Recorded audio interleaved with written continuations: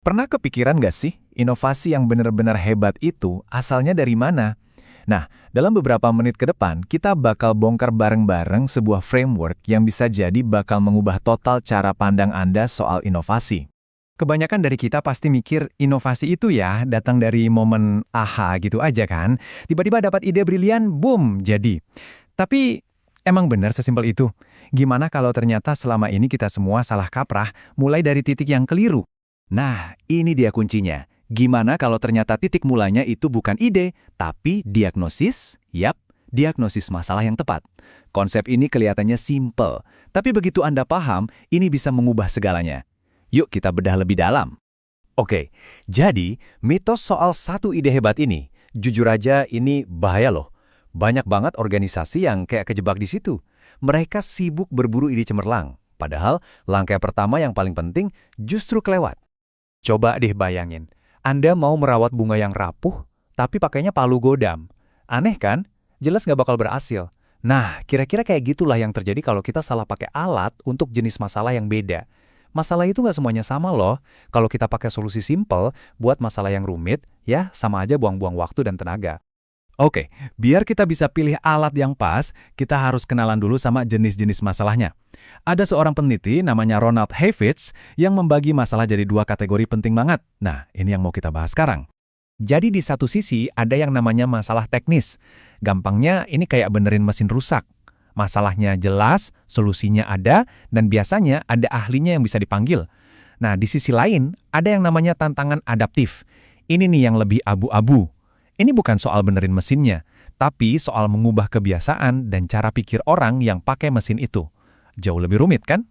Biar makin kebayang bedanya, kita pakai analogi sederhana aja deh yang mungkin kita semua pernah ngalamin. Sakit kepala yang nggak sembuh-sembuh. Minum aspirin itu, nah itu solusi teknis. Cepat, gampang, tapi cuma ngilangin gejalanya sementara. Sakitnya hilang sebentar, nanti balik lagi. Solusi adaptifnya itu ya mengubah gaya hidup. Jauh lebih susah kan? Butuh komitmen, butuh waktu, tapi ini yang nyelesain akar masalahnya sampai tuntas. Jadi pertanyaannya geser nih, dari apa obatnya, jadi gimana cara ubah kebiasaan? Dan disinilah seringkali inovasi yang sesungguhnya itu bersembunyi. Terus apa hubungannya semua ini sama inovasi? Nah, ini bagian menariknya. Sambungannya itu lebih dalam dari yang kita kira. Yuk kita lihat bareng-bareng.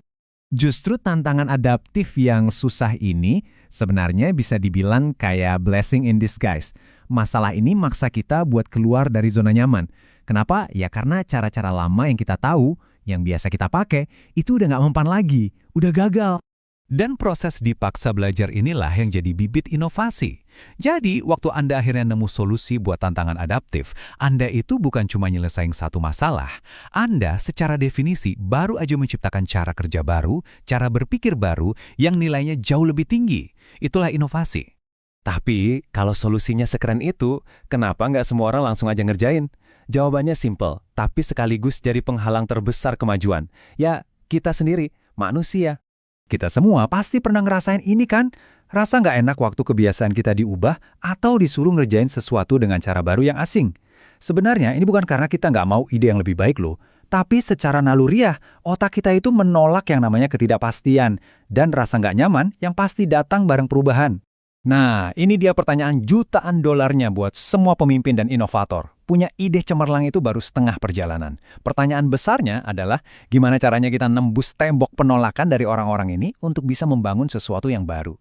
Jawabannya itu bukan sekedar di manajemen biasa yang cuma ngatur-ngatur proses. Bukan. Jawabannya ada di level yang lebih tinggi. Sebuah gaya kepemimpinan yang bisa menyentuh hati dan pikiran orang. Namanya kepemimpinan transformasional. Dan disinilah semua kepingan puzzle-nya nyambung. Inovasi yang beneran awet itu nggak lahir dari satu hal doang. Dia itu kayak titik temu ajaib dari tiga pilar ini.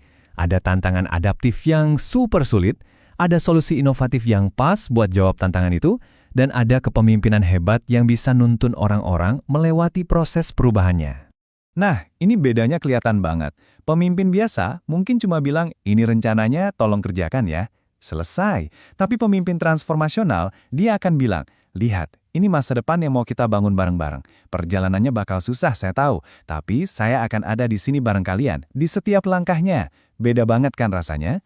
Kita ambil contoh nyata deh dari dunia pemerintahan. Servernya lemot, solusi teknisnya gampang. Beli server baru, tambah kapasitas. Tinggal siapin anggarannya aja. Tapi coba deh ubah budaya silo, di mana tiap instansi kerja sendiri-sendiri, nggak mau bagi data. Bikin mereka mau kolaborasi? Nah, itu dia tantangan adaptifnya. Ini butuh pemimpin visioner yang bisa membangun jembatan antar silo, bukan cuma nambahin tembok. Dan ini dia keunggulan kompetitif yang sesungguhnya. Kenapa? Karena ini nggak bisa dibeli pakai uang. Kompetitor Anda bisa aja beli teknologi yang sama bahkan lebih canggih. Tapi mereka nggak bisa, sekali lagi, nggak bisa meniru begitu aja budaya kolaborasi dan adaptasi yang sudah Anda bangun susah payah. Jadi intinya apa? Dengan berani menghadapi tantangan-tantangan adaptif ini, Anda itu bukan cuma sekedar metik satu inovasi. Bukan. Anda itu lagi nanam pohon yang bakal terus-terusan berbuah inovasi di masa depan. Anda lagi membangun organisasi yang tahan banting dan bakal terus relevan. Nah, sebagai penutup, saya mau kasih satu pertanyaan buat Anda renungkan. Coba pikirin deh baik-baik. Tantangan adaptif apa?